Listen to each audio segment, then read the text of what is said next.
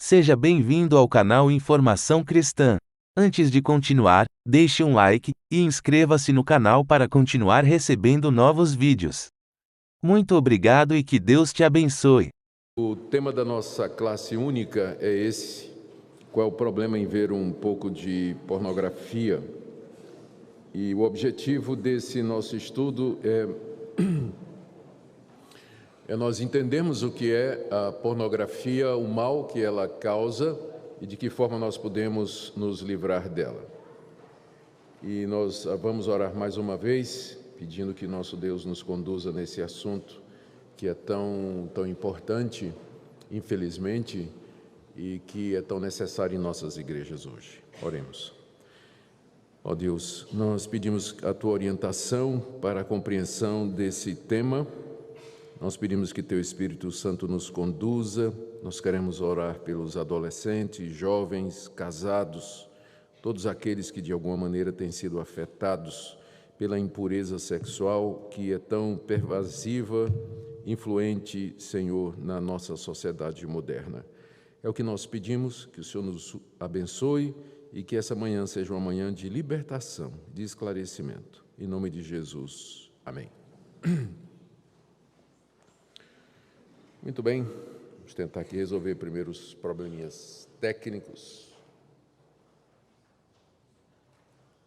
Bom, tremendo ou não, nós vamos assim mesmo. Talvez seja bom para diminuir um pouquinho as luzes aqui, para o pessoal ver melhor. Muito bem, eu vou logo avisando que esse estudo, ele não contém cenas, fotos ou material explícito, tá? Então, logo de cara, nós já vamos dizendo, fazendo essa ressalva de que não tem nenhum material desse tipo. Qual a importância de falar sobre esse assunto que é tão constrangedor, não é?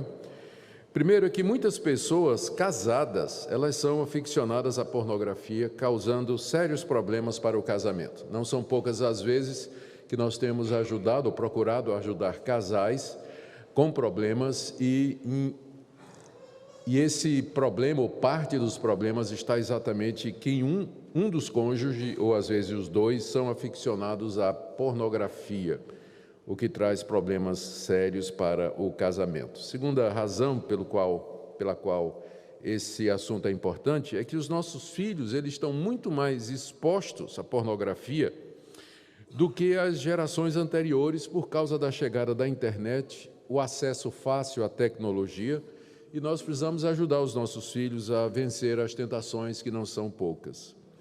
E terceiro é porque não se fala muito desse assunto nas famílias e nas igrejas, às vezes porque os pais e os pastores eles têm medo de despertar o interesse, e de fato esse é um risco real, por isso que nós pedimos a saída das crianças até aquela idade, não é? Então há um medo, há realmente uma possibilidade de se despertar o interesse pelo assunto, mas a verdade é que se não se despertar aqui, vai despertar na escola, em casa, em qualquer lugar. Então, por bem ou por mal, de um jeito ou de outro, a gente tem que tratar do assunto, não tem como fugir. Às vezes a gente tem escrúpulos, né, para falar, e com razão, o assunto não é um assunto fácil, não é um assunto confortável, mas no final fala-se pouco sobre isso. Então, nós queremos resolver esse problema falando a respeito disso. O meu objetivo aqui, como eu já falei, vai ser, primeiro, entender o que é a pornografia, responder aos argumentos usados até por cristãos em favor da pornografia, mostrar os seus efeitos maléficos e trazer algumas orientações para ajudar a vencer o hábito pecaminoso de ver pornografia. Então, esses são os objetivos que nós temos em mente. Esse material está sendo transmitido, né? Nossa aula aqui está sendo transmitida ao vivo, vai ficar disponível no site da igreja, e esse material que eu estou usando aqui, depois ele vai ser disponibilizado também no site da igreja, os slides, o estudo vai estar lá, para quem quiser baixar depois ou usar, fique à vontade. Eu não digo assim, tem que citar fonte, não é? Ou, eu não reivindico os direitos autorais sobre isso aqui, você pode usar à vontade. Muito bem, então vamos lá. O que é pornografia? A palavra é uma palavra grega composta que significa literalmente escrever sobre imoralidade. Vem da palavra porneo, que é o verbo grego que significa corromper ou praticar a imoralidade, e o verbo grafo, que significa escrever. Então, literalmente, pornografia é aquilo que se escreve sobre imoralidade sexual ou impureza sexual. Com o tempo, essa palavra, que a princípio era usada somente para escritos pornográficos, ela passou a se referir a qualquer material, escrito ou gráfico, que tenha conteúdo sexual explícito. Então, essa é a evolução do termo. Hoje, a palavra pornografia, ela tem uma conotação negativa, né? Por isso que a indústria pornográfica, que produz filmes, revistas, vídeos e sites na internet, prefere usar outros termos, como, por exemplo, material adulto. E, obviamente, a primeira pergunta que todo mundo está fazendo é: como é que o senhor sabe disso? Né? Não, eu vou dizer como é que eu sei disso. Antes de eu me converter, eu me converti aos 22 anos de idade. Me desviei da igreja aos 16, 17 anos de idade e passei esse período em que estava longe de Deus e da igreja, imerso numa vida de imoralidade, prostituição, da qual pornografia fazia parte completamente. Depois da minha conversão a Cristo, lutei ainda vários anos, até que Deus me livrou e me deu graça para enfrentar e me purificar de todas aquelas imoralidades e imundícias que eu tinha alimentado na minha mente durante todo aquele período. Então, eu sei do que é que eu estou falando. Então, tá aí. Continuando ainda. Pornografia, então, é a representação da nudez e do comportamento sexual humano com o objetivo de produzir excitamento sexual. A pornografia, ela é deliberada, ela não se apresenta como arte, como algumas pessoas vão querer definir, nós vamos ver isso mais adiante. Mas ela se apresenta com o objetivo de provocar a excitação mesmo, ela quer erotizar, esse é o objetivo. Não é tipo assim, educativo, né? Embora alguns defendam a pornografia como tendo um valor educativo, mas no fim, o alvo é realmente provocar a excitação. Por isso que pornografia e masturbação, eles sempre vêm juntos, porque ninguém se masturba pensando nas cataratas do Niágara, né?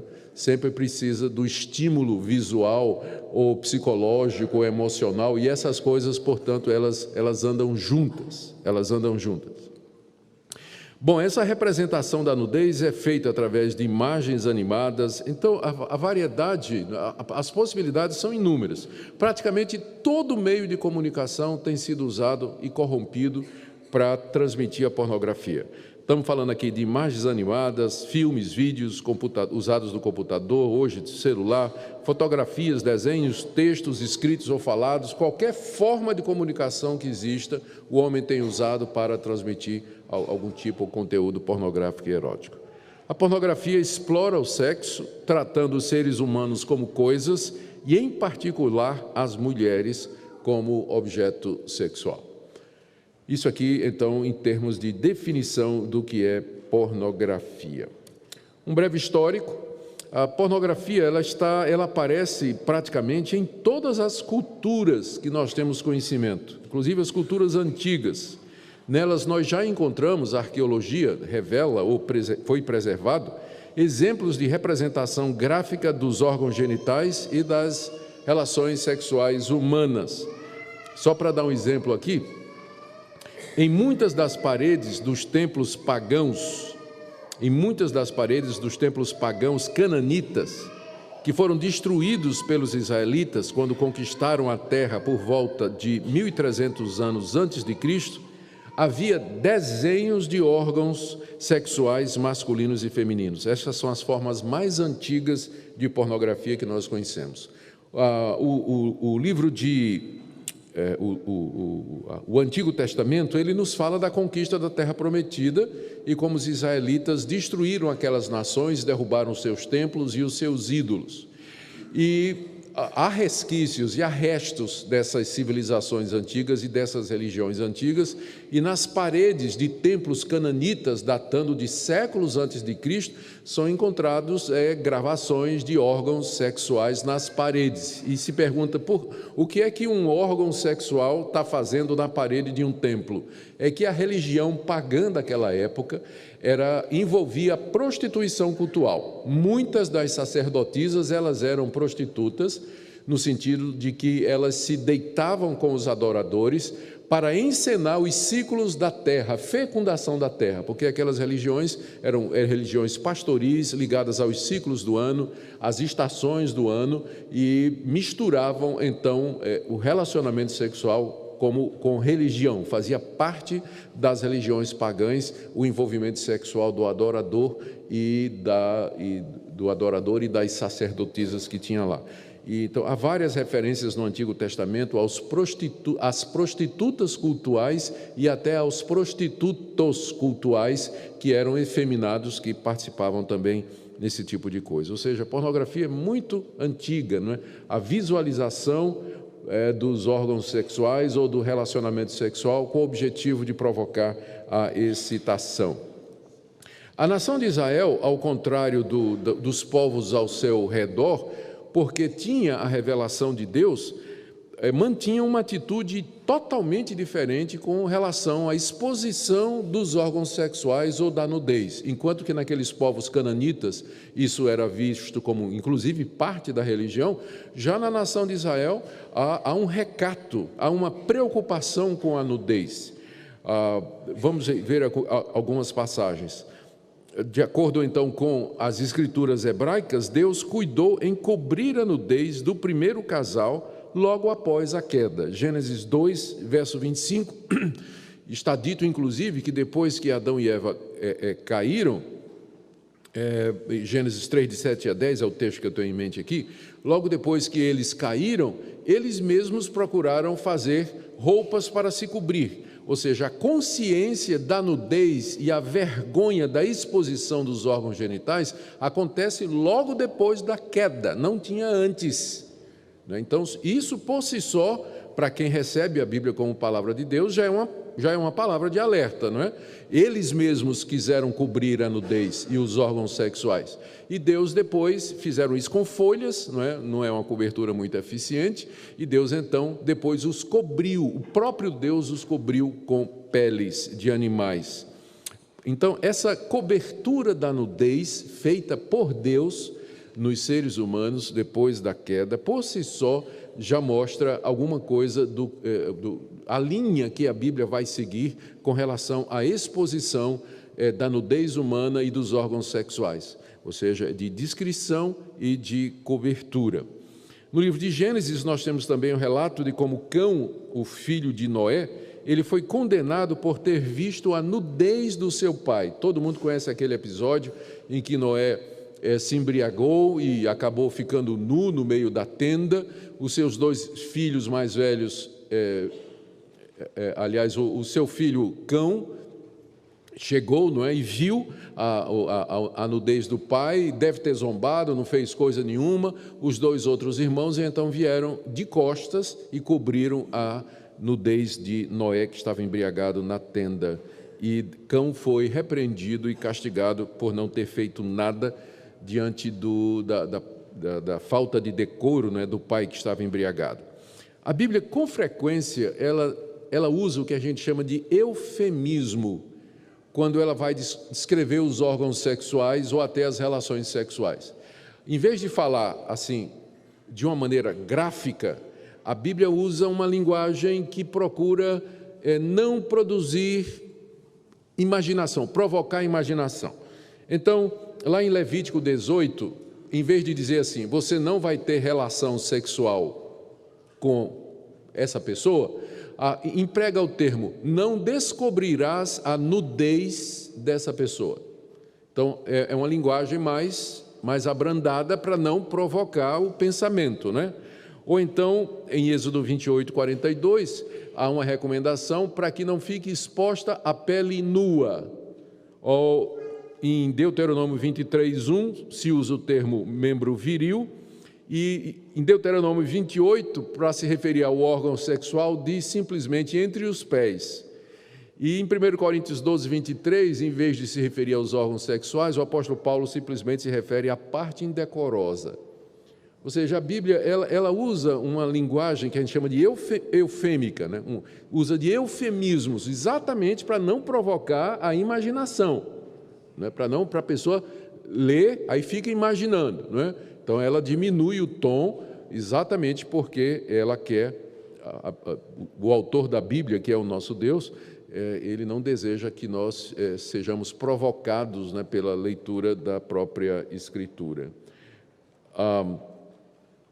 Os gregos antigos, né, na antiga civilização grega, usava temas pornográficos em canções empregadas nos festivais em honra do deus Dionísio, séculos antes de Cristo. Dionísio é o nome do deus grego, o nome romano dele, ele é mais conhecido pelo seu nome romano, Baco, que é o deus do vinho, de onde vem a palavra bacanal, que era exatamente orgias regadas a vinho, onde tinha todas essas manifestações sexuais, e é dessa época que já a arqueologia, não revela para nós que havia canções compostas para serem cantadas nessas ocasiões com conteúdo pornográfico. Nas ruínas romanas de Pompeia, destruída na erupção do Vesúvio, no ano 79 d.C., há pinturas pornográficas nas paredes de algumas edificações, representando órgãos sexuais masculinos e propaganda de serviço de prostituição. Não é à toa que muitos dizem que é a profissão mais antiga do mundo, não é? Você encontra resquícios arqueológicos disso aí, tão antigos quanto no primeiro século depois de Cristo. A pornografia também era usada em algumas culturas orientais antigas, como Índia, Japão e China, e bastante antiga e amplamente divulgada até o dia de hoje, é uma obra chamada Kama Sutra, escrita na Índia por volta do ano 2500, que é um manual contendo gravura das mais grotescas formas de relação sexual, apenas para vocês verem como é antigo. Na Europa medieval, o Decamerão, de 1353, do italiano Giovanni Boccaccio, obra abertamente pornográfica, tinha grande circulação. O nome Boccaccio também é muito conhecido como sendo exatamente esse poeta, esse autor imoral, atrevido e com muitas obras atribuídas a ele, inclusive essa daí, o Decamerão, onde ele trata dessa questão dos relacionamentos sexuais com o objetivo de erotizar. Em tempos modernos, cinema, televisão, vídeo, TV a cabo, internet, tecnologia celular, tornaram a pornografia amplamente disponível a todos. A indústria pornográfica cresceu de forma massiva, pois as pessoas passaram a consumir pornografia em suas próprias casas, sem precisar ir ao cinema ou à banca de revistas. Antigamente, para você consumir pornografia, você tinha que ir numa banca de revista ou entrar num cinema. E você ia assim, né? Olhando desconfiado, disfarçado, não é? Porque você não queria ser apanhado comprando a revista pornográfica publicamente, que eram as formas de obter pornografia. Hoje em dia, está a um clique, você dentro de casa, não é? Ou em qualquer lugar está a um clique. Com o advento da internet, a disponibilidade e facilidade de acesso à pornografia multiplicou-se de forma inimaginável. E devido ao acesso internacional e ao custo zero de ver e baixar imagens e vídeos na internet, a cyberpornografia tornou-se a forma mais popular de pornografia que existe hoje, a ponto de preocupar os países, os governos. Eles têm preocupações com relação a isso. As sociedades elas vêm debatendo já há muito tempo se o material pornográfico deveria ser censurado e como fazer a distinção entre nudez artística e pornografia e quais as reais consequências sociais e psicológicas da pornografia. Existem debates, existem fóruns, existem comitês em todos os países que procuram analisar essa coisa, né, esse fenômeno que é a pornografia e tentar tomar uma posição com relação a ela. Bom, a única coisa que é consenso é que a pornografia infantil é considerada ilegal na totalidade dos países. Então, um dos tipos de pornografia muito difundidos é aquele que envolve crianças e adolescentes. É bastante difundido também. Então, isso é considerado ilegal, né, dando, inclusive, processo, em alguns casos, prisão. A pena de reclusão no Brasil é de 1 a 4 anos para produção e publicação da pornografia infantil. Então, esse é praticamente o único consenso, porque em outros países a pornografia é liberada, em outros países alguns tipos são liberados, outros não, mas não adianta porque é consumido da mesma forma, não é?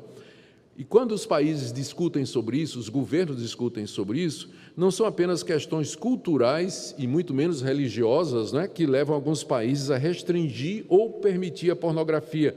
Questões financeiras e econômicas influenciam o governo. Lembrem bem disso. O Estado, ele se preocupa primeiro com economia. Com economia. Às vezes vem, é claro que na hora que eles dizem assim, fazem uma campanha contra o fumo, né, proibido fumar, que vinha aquelas fotografias de gente com câncer e no hospital, nas carteiras de cigarro, né, dizendo que aquilo pode provocar isso aí, a gente fica pensando assim, puxa vida, o governo está preocupado com a saúde da gente. Tá não, gente. É porque cada vez que fica doente e vai utilizar o serviço público, o governo paga. Então não está interessado na saúde da gente, está interessado no orçamento. Porque o fumo acaba sendo um prejuízo.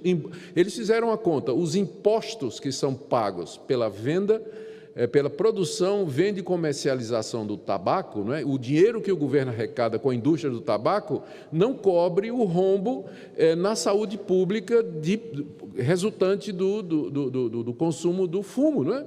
Então, vamos fazer campanha para o pessoal parar de fumar, não é? Aí a gente diz assim, puxa, eles estão preocupados com a saúde da gente. Então, não. A questão é financeira. Desculpe minha atitude cínica, né? Mas aos 60 e poucos anos eu não consigo ter outra atitude com relação ao governo. A pornografia, na verdade, ela é uma grande indústria que gera milhões de dólares anuais em impostos. A produção e venda de material pornográfico representam uma boa porcentagem do dinheiro movimentado pelo e-commerce, ou comércio pela internet, ou seja, há bilhões de dólares envolvidos aí na produção, divulgação, na manutenção de sites, contratação dos atores e propaganda de todo esse material que circula pela internet, não é? E as estatísticas mais recentes, elas mostram um crescimento vertiginoso na indústria pornográfica. Há milhões de sites pornográficos na internet em todo o mundo e milhões de pessoas visitam ao menos um site pornográfico por semana. O fracasso das estratégias governamentais em conter o avanço da imoralidade, isso aí é uma realidade. Por quê? Por que é que o governo, às vezes, ele quer restringir a pornografia se ela produz dividendos, né? Traz renda, né? Impostos, né? A produção de filmes pornográficos, a produção de revistas e de outros tipos de material, esse pessoal paga imposto aí. Mas por que o governo, então, às vezes, proíbe algum tipo de pornografia? É porque continua crescendo a violência contra a mulher, a AIDS, a gravidez de adolescentes, a promiscuidade e a prática do aborto. E todas essas coisas que custam ao governo estão ligadas de alguma forma à pornografia.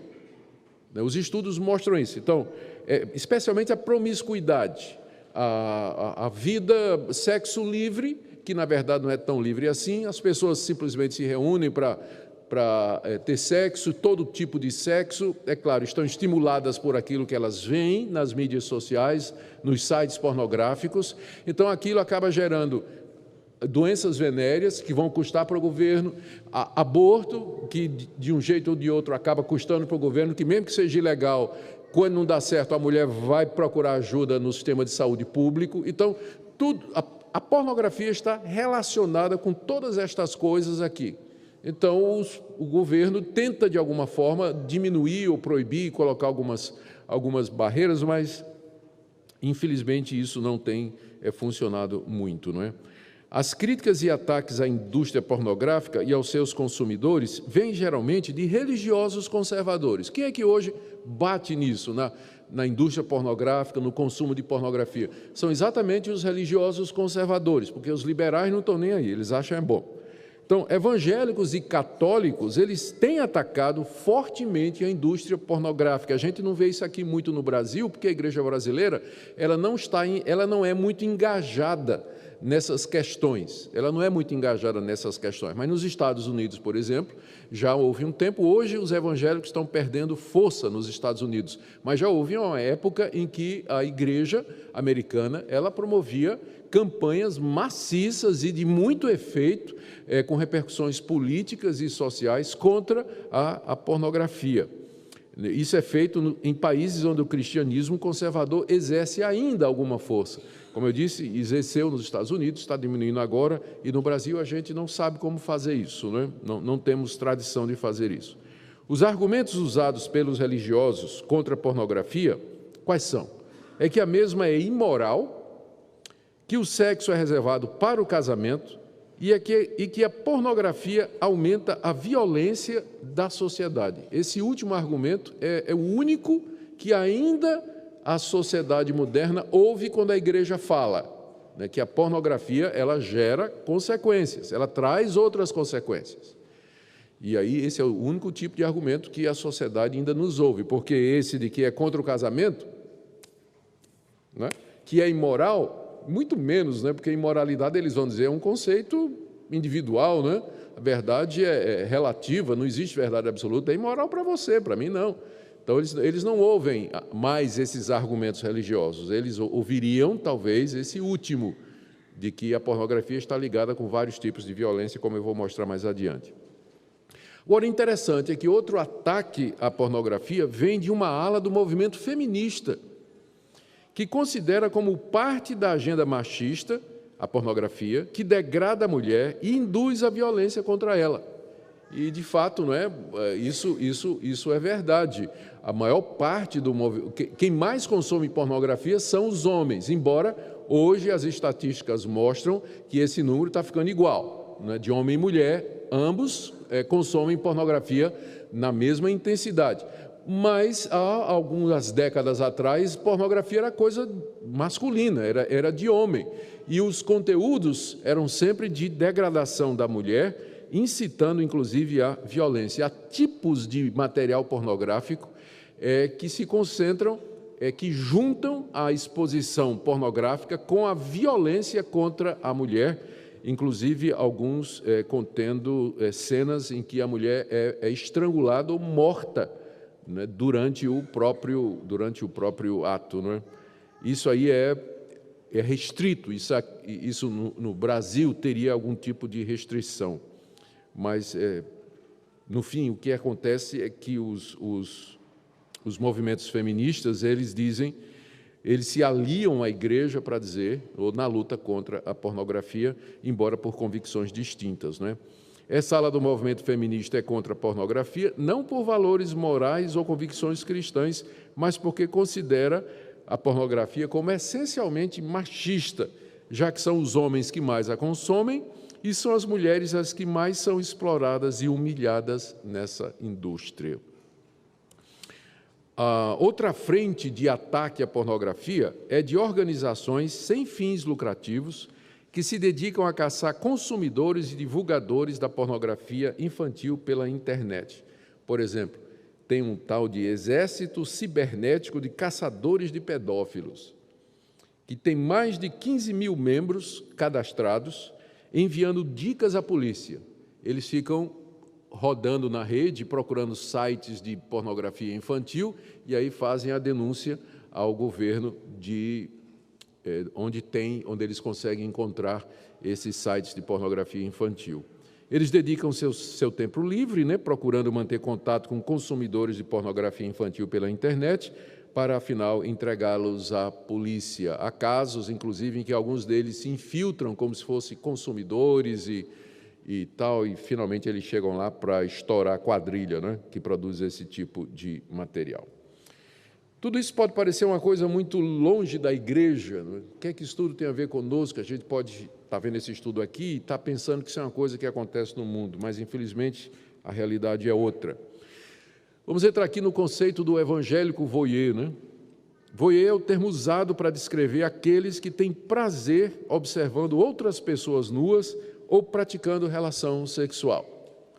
Ele mesmo não pratica, ele não vai procurar uma mulher ou um homem para satisfazer os seus desejos, mas se satisfaz vendo. É chamado de voyeur, esse é o nome que se dá. O voyeur não interage diretamente com o objeto do seu prazer, mas reage a ele através da masturbação. Esse é o nome que se dá geralmente ao consumidor secreto de pornografia. É uma boa descrição para cristãos viciados em pornografia. Ainda dentro dessa linha, pesquisadores estimam que nos Estados Unidos, eu não tenho esses dados aqui no Brasil, mas pesquisadores estimam que nos Estados Unidos, mais de 50% dos homens evangélicos estão afetados, inclusive casados. No Brasil, a facilidade de se obter material pornográfico é a mesma nos Estados Unidos e a igreja não é tão ativa contra a pornografia. Então, provavelmente, essa é a mesma porcentagem ou maior no Brasil. Entre 50% a 60% dos homens evangélicos estão afetados pela pornografia, e isso nós estamos falando aqui desde adolescentes até pessoas casadas. Nos últimos anos, verificou-se o crescimento vertiginoso de mulheres, como eu disse, antes era uma coisa masculina, né? Hoje já se verifica o crescimento vertiginoso de mulheres viciadas em pornografia. Agora, o que assusta a gente é isso, olha, grande parte dessa estatística americana, e que eu coloquei brasileira entre aspas, porque eu acho que vai muito próximo, embora eu não tenha os números. Grande parte dessa estatística americana brasileira é de jovens adolescentes evangélicos. Segundo essa, eu tenho uma pesquisa antiga aqui, mas eu resolvi manter porque eu não encontrei uma mais atualizada. Segundo pesquisas da revista Eclésia, que nem existe mais, em setembro de 2002, portanto, estamos aqui há 15 anos atrás, feita entre jovens evangélicos de 22 denominações, e esses jovens não eram assim, jovens que se converteram, que foram criados no mundo, se converteram e vieram para a igreja. Não, eram jovens nascidos, criados na igreja. Pesquisa feita entre jovens evangélicos de 22 denominações, olha só, 52% deles já tinham praticado sexo pré-marital. Desses, cerca da metade mantinham uma vida sexual ativa com um ou mais parceiros. A idade média em que perderam a virgindade é de 14 anos para os rapazes e 16 anos para as moças. Isso é uma pesquisa de 2002, feita em 22 denominações evangélicas em jovens criados na igreja. Criados na igreja. Agora, então, daí a gente percebe a seriedade do assunto hoje. Nessa época aí, em 2002, não tinha adolescente de 12 anos com celular na mão. Não tinha, mas hoje tem. Hoje tem. Então, ainda só um detalhe aqui, não é? O consumo de pornografia atinge também cristãos casados. Nós vamos tocar nesse assunto mais para frente. Bom, só essas coisas que nós falamos a respeito de pornografia, a gente já poderia dizer assim, nossa, não é? Nós temos que brigar com esse tipo de coisa. É uma coisa errada, né, em todos os sentidos, né? É completamente errado. Mas vocês vão ficar surpresos, não é? Quando a gente fica surpreso quando a gente descobre que tem gente que defende, inclusive evangélico, defende o consumo pornográfico. E nós vamos, então, nem todos os argumentos são de evangélicos, não é? Mas a maioria é de outras pessoas que querem legalizar completamente, abrir completamente todo tipo de pornografia, inclusive a infantil. Então, nós vamos analisar alguns dos argumentos que eles dizem. Primeiro, a pornografia é arte, eles dizem, né? A pornografia simplesmente explora a beleza natural da nudez humana e das relações sexuais. Então, esse é o primeiro argumento e o mais comum. A resposta que a gente dá, e a resposta aqui é a resposta cristã, bíblica, é que a indústria pornográfica produz bastante material sexualmente explícito, onde a mulher é degradada e humilhada. Tem nada de arte aí. Após a queda, o Criador determinou que a nudez fosse encoberta. Gênesis 3:21, Deus tomou peles e os cobriu.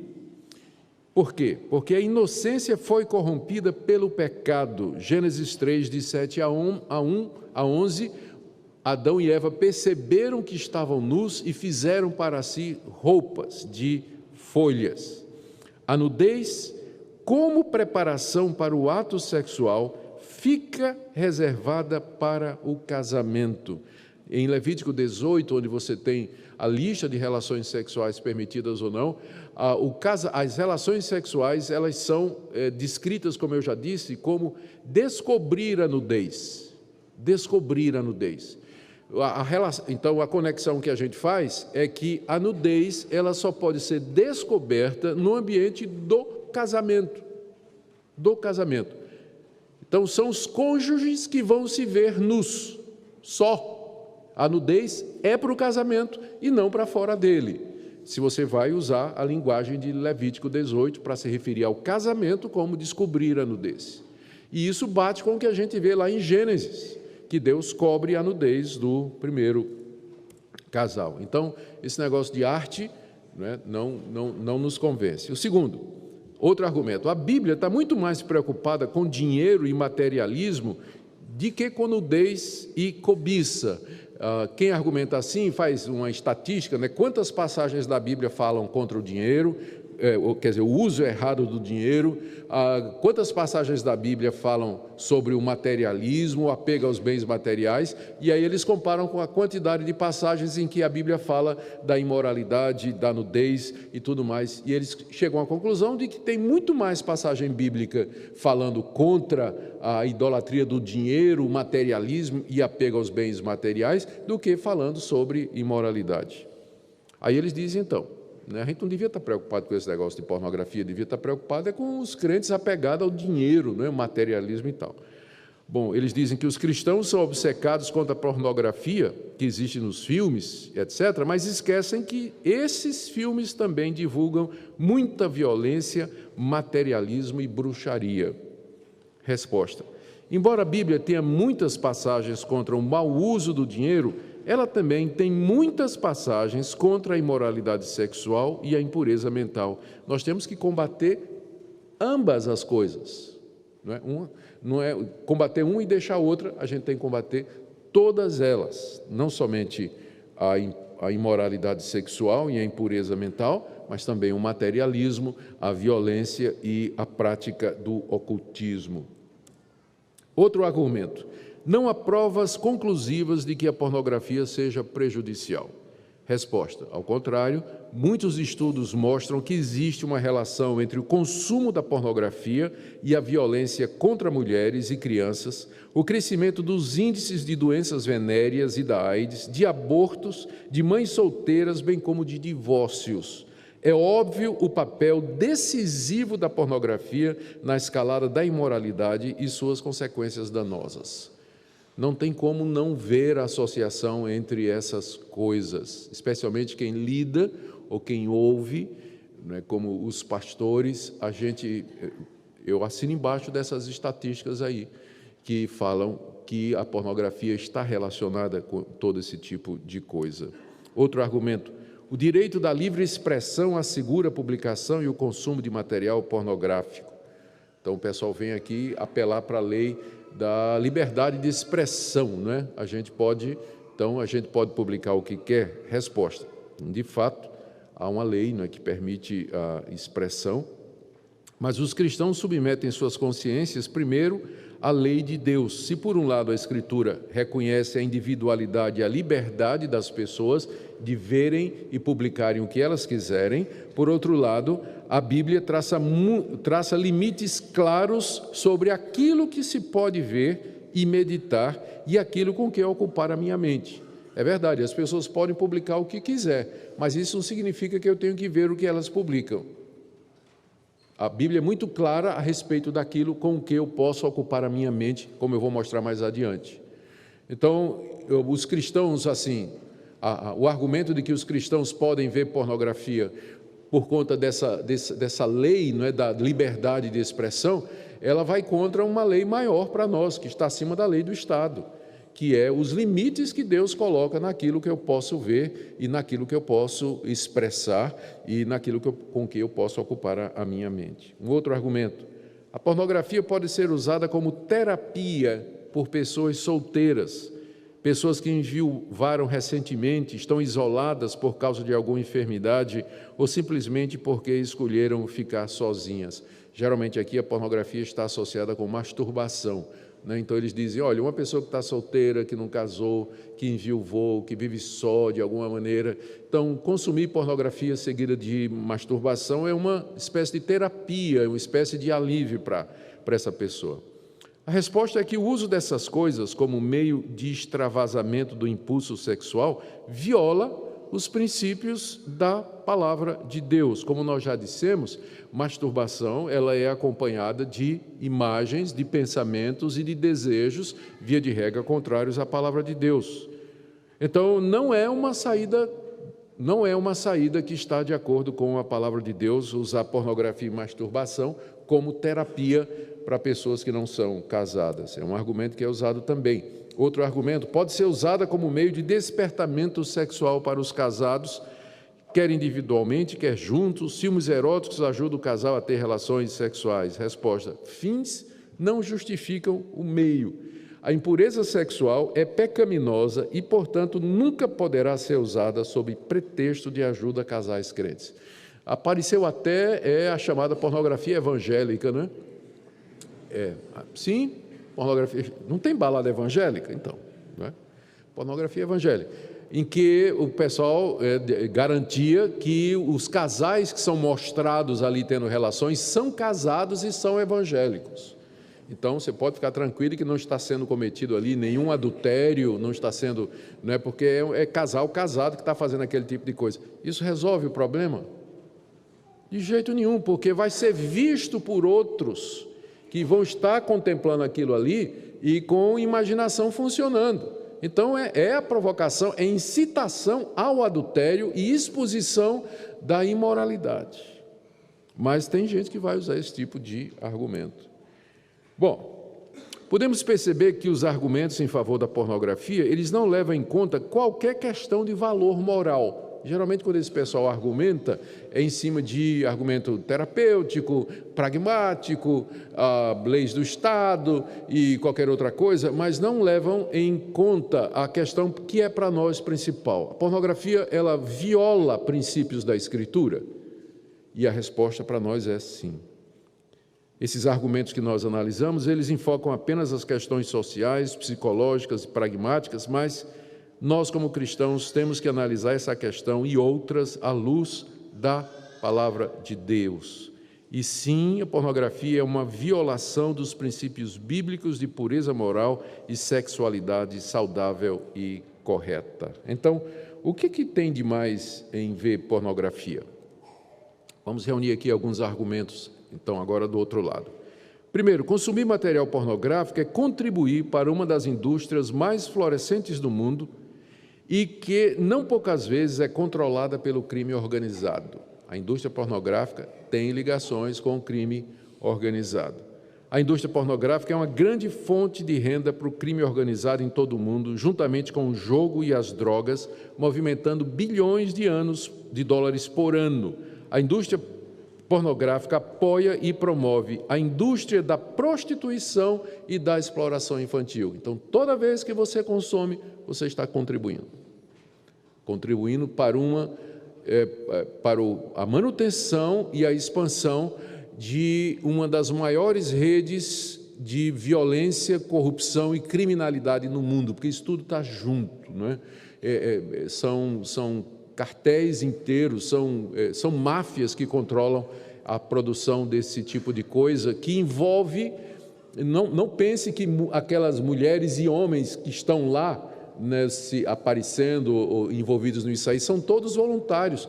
Muitas dessas mulheres são escravas sexuais, São escravas sexuais que estão ali contra a sua vontade, estão dopadas, estão obrigadas a isso, foram raptadas quando crianças, são escravas dessa indústria há muito tempo. É claro que tem as que se voluntariam por isso aí, para o dinheiro, né? Mas tem muito disso aí também. Então está ligado à prostituição, exploração infantil, à indústria pornográfica e outras organizações criminosas também. Toda vez que o evangélico está clicando e vendo, ele está contribuindo para esse tipo de coisa.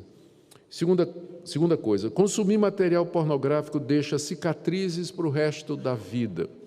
As imagens ficam gravadas a fogo na mente e continuam lá para sempre e vêm à tona com excitação sexual. É similar a fumantes que, mesmo tendo deixado o cigarro, permanecem com mancha nos pulmões.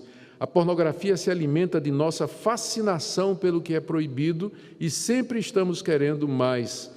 Voyeurs vivem num mundo de fantasia sexual, experimentando sexo na solidão e isolamento cada vez mais se afastando de pessoas reais.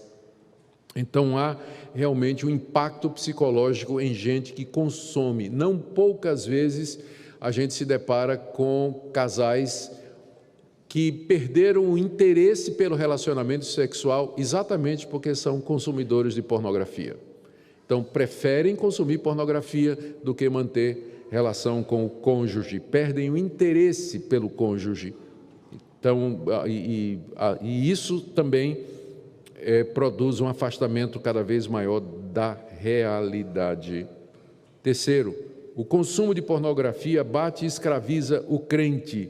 Há muitos cristãos que estão vivendo um conflito escravizados à pornografia. Essa derrota afeta a sua certeza de salvação, estremece o relacionamento com Deus, tira a vontade de ir à igreja e participar da escola dominical. Então, se você está aqui hoje de manhã, já é um bom sinal. Ler a Bíblia, orar, testemunhar de Cristo e a outros. Por quê? Porque a consciência está pesada, ela está escravizada àquilo ali. Com frequência eu recebo mensagens pelas redes sociais de pessoas que eu nunca vi, não sei quem é, dizendo assim: pastor, por favor, me ajude, eu estou salvo. Por quê? Porque eu sou consumidor de pornografia, eu tenho dúvidas, eu não sei se eu sou crente, eu me sinto longe de Deus, mas não consigo me livrar desse hábito. Toda semana eu recebo via Messenger, e-mail, pelo Twitter ou qualquer outro desses meios de comunicação, que eu não sei nem mais quantos são, né? O número, são tantos, mas sempre está chegando mensagem de gente assim, pedindo ajuda, de jovens pedindo ajuda.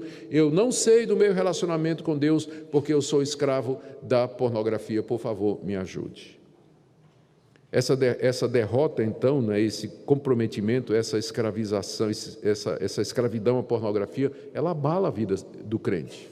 Ela abala a vida espiritual mesmo, questiona o relacionamento com Deus, entristece, ele perde a autoridade para dar testemunho, para falar do amor de Deus para outras pessoas, porque ele fica se questionando se o cristianismo funciona mesmo, né, já que ele continua escravo da pornografia. Nós já dissemos que a palavra pornografia vem da palavra grega porneia.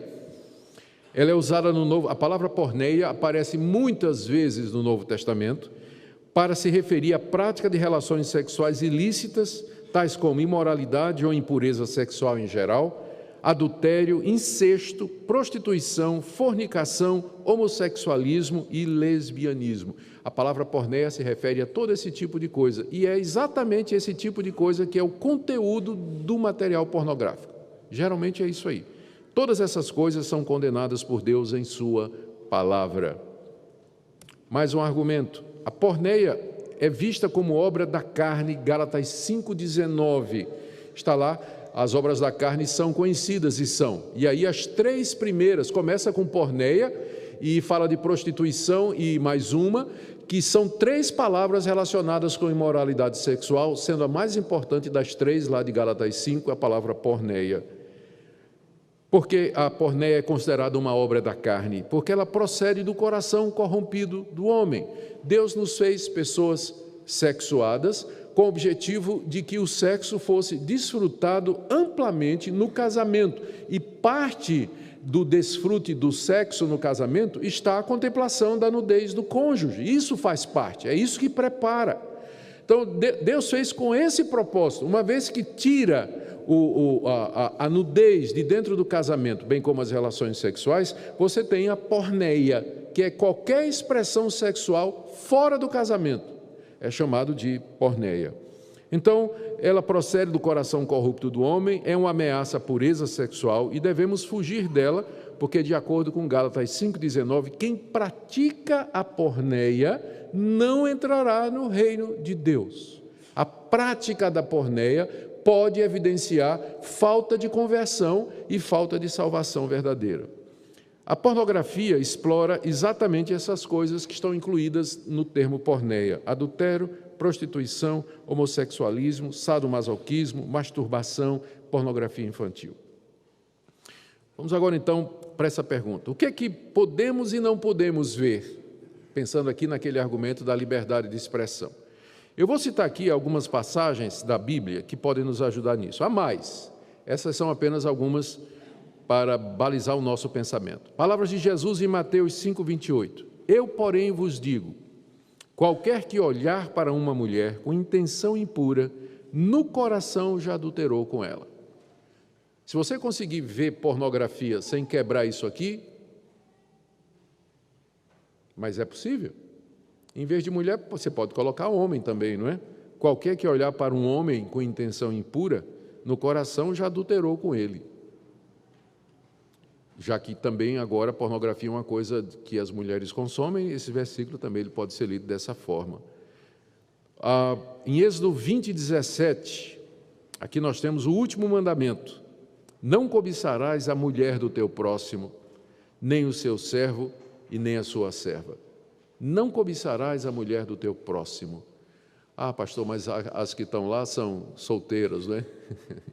Não tem nada a ver com isso, não é? Quando fala que não cobiçar a mulher do seu próximo, está falando para não cobiçar não somente a mulher do seu próximo, mas qualquer outra mulher que não seja a sua, que é como Jesus faz a interpretação aqui. Então, se você conseguir ver pornografia sem quebrar o 10º mandamento, mas não é possível. A pornografia quebra o 10º mandamento. Jó 31:1. Fiz aliança com os meus olhos, como, pois, os fixaria eu numa donzela? Aqui Jó está dizendo que ele fez uma aliança com os olhos, ou seja, eu vou colocar os meus olhos somente naquilo que é legítimo e aquilo que eu posso ter. Então, Jó considera que na hora que ele olha para uma donzela, para uma mulher que não é a mulher dele, lembra que Jó era casado e tinha vários filhos, né? Então, se Jó coloca os seus olhos numa mulher que não é a dele, fixa os olhos, a ideia de fixar é a ideia de olhar, examinar atentamente e, evidentemente, isso vai trazer as consequências do exame, né? De você olhar e contemplar. Jó diz, eu fiz uma aliança com os meus olhos, eu não colocarei os meus olhos naquilo que eu não posso, de fato, ter de forma legítima. É aquilo que eu tenho falado aqui na igreja, é a regra da segunda olhada. Você não pode evitar que uma mulher tentadora passe na sua frente. Você está num ponto de ônibus, você está dirigindo, de repente está na calçada, você está num ambiente público, você está num shopping, você está numa loja, de repente passa uma mulher extremamente provocadora, você não pode impedir de ver a primeira, mas você pode impedir a segunda olhada. A segunda olhada já é isso aqui que Jó está dizendo. Agora, Filipenses 4:8, o que o apóstolo Paulo diz? Finalmente, irmãos, tudo que é verdadeiro, tudo que é respeitável, tudo que é justo, tudo que é puro, tudo que é amável, tudo que é de boa fama, se alguma virtude há e se algum louvor existe, seja isso que ocupe o vosso pensamento. O que é que deve ocupar o meu pensamento? O pensamento do cristão, a mente do crente. Com que ele deve ocupar a sua mente? Está aqui a relação. Tudo que é respeitável, tudo que é justo, tudo que é puro, tudo que é amável, tudo que é de boa fama, se alguma virtude há e se algum louvor existe. É com isso que nós devemos ocupar o nosso pensamento. A pergunta é, pornografia se encaixa nisso? Claro que não. Claro que não.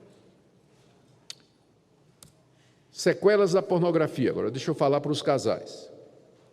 A pornografia consumida por gente casada traz algumas sequelas. Primeiro, comparação injusta entre o corpo do nosso cônjuge e aquele dos modelos, provocando impotência e desinteresse sexual dentro do casamento. O marido que consome pornografia, ele vai perder o interesse pela esposa cedo.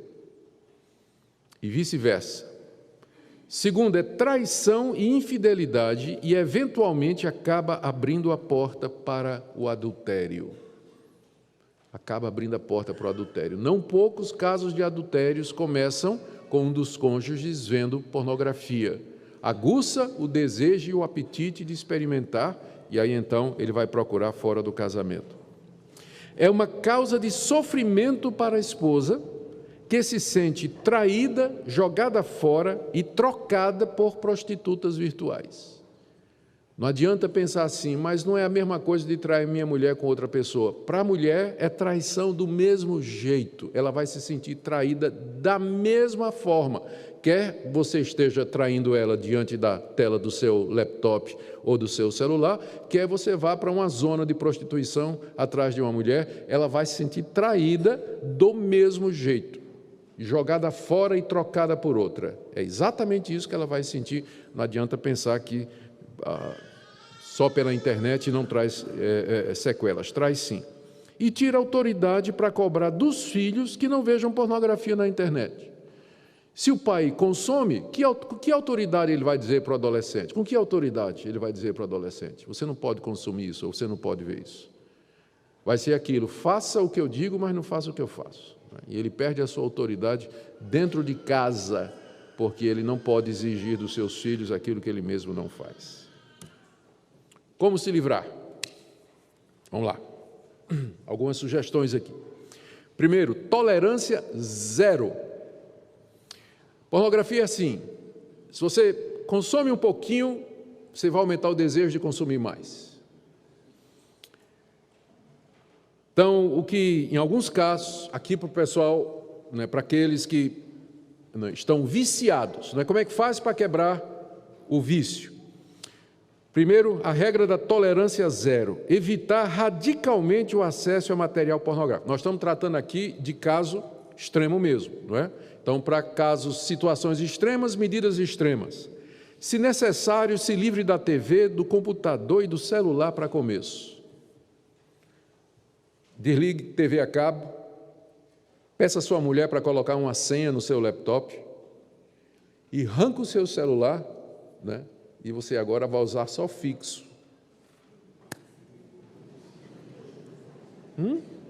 Quer se livrar ou não? Você já vem tentando, não é? E sempre está voltando. Então, é tolerância zero. Até você ganhar forças para poder caminhar. Então, começa com uma paulada dessa. Eu vou me livrar de tudo aquilo que me leva a ver. Tá. Então, corta mesmo. Diz, pastor, não é muito radical, não? Não é muito radical, não. Porque tem vários níveis de pornografia. Tem aquelas extremamente sutil, não é? Que o pessoal chama de erótica. Não chama de pornografia, mas chama de erótica. Que viria em coisas como tipo assim, eu vou logo dizendo que eu não assisti, 50 Tons de Cinza. É um filme que ele não seria considerado pornográfico, mas ele é erótico, ele abre a porta. Séries da Netflix. Eu gosto de vez em quando de assistir séries da Netflix, mas eu tenho a maior dificuldade do mundo, eu e a Minka, a gente assiste juntos, séries da Netflix. A gente tem a maior dificuldade do mundo de achar uma série que a gente possa assistir assim, sem dizer clique. A gente acaba tendo que ver Flash. The Flash. Porque não dá, quando a gente parece uma série boa, né? E logo nas primeiras cenas já vem sexo, né? Aberto, descarado, violência do pior tipo, e a gente fica meio que sem opção. Então, essas coisas, elas abrem um apetite. Se você começa a assistir, não é? Começa a assistir, aí você vai derrubando as barreiras morais. Você primeiro se acostuma com a nudez. Depois, as cenas de sexo que não são explícitas, mas está Está pressuposto lá. Aí quebra mais uma barreira e vai derrubando as barreiras e as resistências psicológicas e morais e espirituais. Daqui a pouco, para você, é normal ver uma cena de sexo explícito. Começa exatamente, vai derrubando as barreiras, vencendo as resistências morais e espirituais, até que finalmente você não vê nada demais. Então, tolerância zero mesmo. Se quiser vencer, é por aí. Segundo, fazer práticas devocionais com o seu cônjuge, ler textos bíblicos que falam do casamento, da pureza, da santidade, orar juntos por esse assunto, disposição para perdoar. Uma mulher casada com um marido que tem dificuldades nessa área, se ela quer salvar o seu casamento, ela precisa compreender que isso às vezes se torna, é uma adição tão forte às vezes como uma droga, é uma droga da mente, a pessoa fica viciada, precisa ter paciência e ajudar. E nesse ponto, o seu cônjuge deveria ser o seu melhor ajudante. Deveria ser o seu melhor ajudante. Orar juntos, conversar juntos sobre isso, se comprometer a dizer quando estiver tentado, quando cair. Eu sei que isso não é fácil, especialmente para a esposa. Mas, aqui está, segundo ponto, práticas devocionais, né? Crescer juntos. Aqui tem um terceiro ponto. É um acordo de prestação de contas, accountability, que é o nome que se dá em inglês, eu não sei nem, não tem uma palavra que traduza isso, mas o sentido é esse. Um pacto com seu cônjuge de falarem sobre esse assunto pelo menos uma vez por semana e que sempre dirão a verdade. Eu sei que você está dizendo, ela vai me largar. Se eu disser para ela que eu faço isso, ela vai me largar. Então, não sendo possível fazer esse pacto com o cônjuge, escolha uma pessoa de confiança, madura, a quem você presta contas semanalmente. É um pacto de accountability. Toda semana você vai conversar com essa pessoa e ele vai perguntar, como foi essa semana? Não, essa semana eu fui tentado nisso, eu caí nisso. E aí você vai orar com aquela pessoa tem que ser uma pessoa madura, uma pessoa séria, que vai cobrar de você. E vai ficar em cima para ajudar você. A ajuda pastoral está disponível também, os pastores da igreja, os presbíteros da igreja, tem líderes na igreja, tem mulheres na igreja que são conselheiras aqui na nossa igreja. Então, há ajuda, você não tem que ficar escravo disso, No caso de adolescentes e jovens, às vezes os próprios pais podem ajudar vocês a resolver essa situação. Outra dica, ficar na internet apenas o tempo necessário. Usa o laptop e o celular para aquilo que é, aqui já não estou falando daqueles casos mais extremos, que eu mandei jogar no mato o celular, né? Mas você usa então apenas para o que for necessário. O que é que acontece? Você não tem o que fazer, vai para as mídias sociais, ou fica na internet, fuçando, vendo coisa, uma hora dessa vai bater na sua cara, vai aparecer na sua cara aquilo ali. Você não está procurando, mas vai aparecer na sua cara, porque está infestado em todo lugar. Então, não fica na internet apenas o tempo necessário. E outra dica não, orientação, buscar a Deus constantemente em oração, pedindo a libertação desse hábito pecaminoso. Se cair, arrepender-se, confessar a Deus e a esposa ou ao marido, se for o caso, e recomeçar a luta. Aqui tem uma expressão em inglês, bad habits die hard, ou seja, hábitos ruins, eles custam a morrer. Um equivalente no português seria, não dá para cortar uma árvore grossa num único dia. Então você tem que brigar para você vencer esse hábito.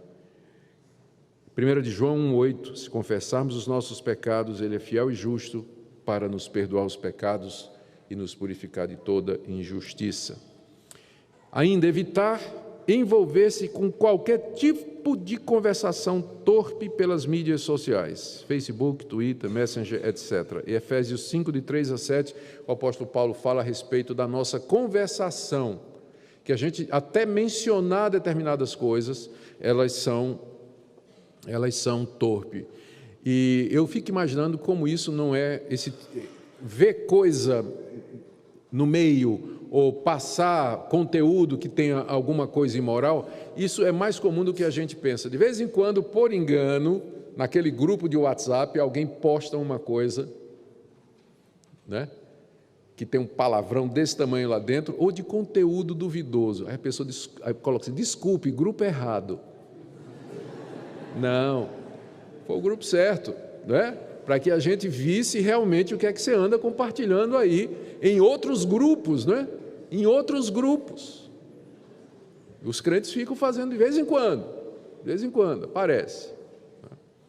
Então, é claro, se uma pessoa ela já venceu essa resistência moral, né, de ficar, está acostumada a ficar escutando, vendo essas piadas, esses videozinhos, né, safados, né, que aparecem nos grupos de WhatsApp que as pessoas ficam transmitindo, então eu não sei quantas outras barreiras ele já derrubou também, e quanto para ele ou não é normal ver pornografia.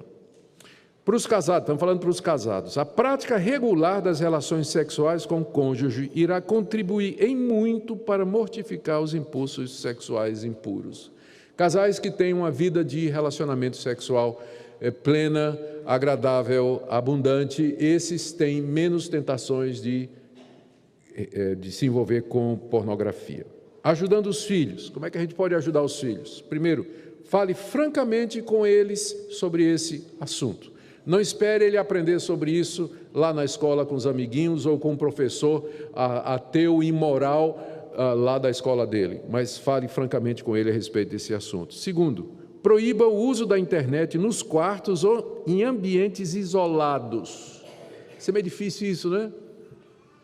Com o celular isso é meio complicado, mas se você vai dar, seja criativo. Dê exemplo, evitando programas de TV de conteúdo erótico, quando estão ali na sala, né, com todo mundo reunido, já começa dando exemplo ali. Manda decorar versículo bíblico do tipo: seja isso que ocupe o vosso pensamento, aquela passagem que eu li, que está de Filipenses 4:8. Incentive prática de esporte, pouco tempo no banheiro, vida devocional e muito banho frio. Isso vai ajudar o adolescente, né? Vai ajudar bastante o seu adolescente. Mas ajude, porque a tentação é grande, a tentação é grande, a tentação é grande, e você pode ajudar dessa maneira. Vamos orar?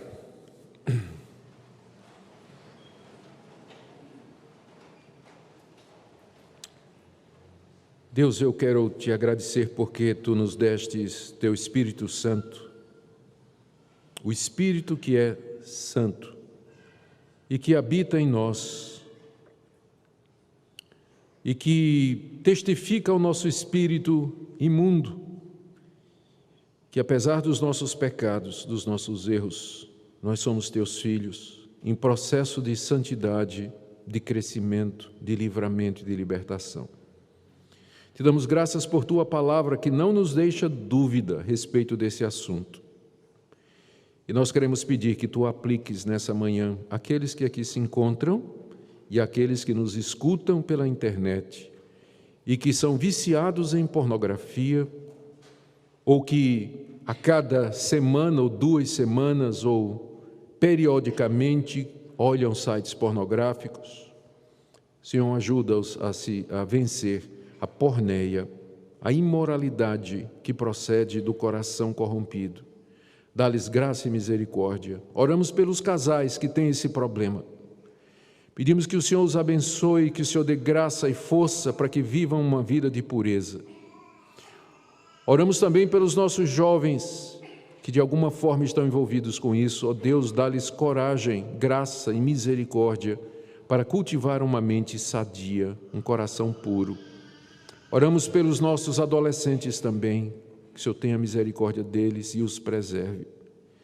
Nós oramos, ó Deus, que o Senhor tenha misericórdia da igreja brasileira, tão assolada por imoralidade, prostituição, adultério, divórcios sem motivo, tudo isso causado pela impureza que vem do nosso coração. Pedimos que o Senhor nos ajude, que o Senhor nos abençoe. Em nome de Jesus. Amém. Obrigado por ter assistido um vídeo do nosso canal Informação Cristã. Esperamos que ele tenha edificado a sua vida e também da sua família.